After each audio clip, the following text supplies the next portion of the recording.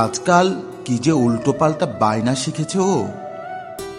যখন তখন এসে বলবে ওর একটা আকাশ চাই, আর আমিও বোকার মতো সব কাজ ফেলে ওর চোখের মাপের আকাশ খুঁজতে থাকি। শুধু কি তাই, তাতেও আবার ওর আপত্তি।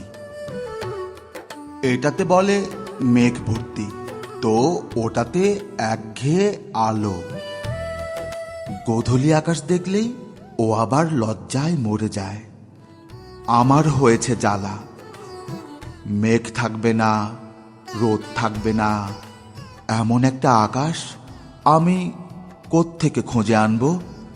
গোলাপ হবে অথচ কাঁটা হবে না, রংটাও আবার লাল, এমন আবার হয় নাকি? একটা কথা আমি কিছুতেই বুঝতে পারি না, ভালোবাসা বুকে এসে বসলেই মানুষ কেন পাখি হতে চায়।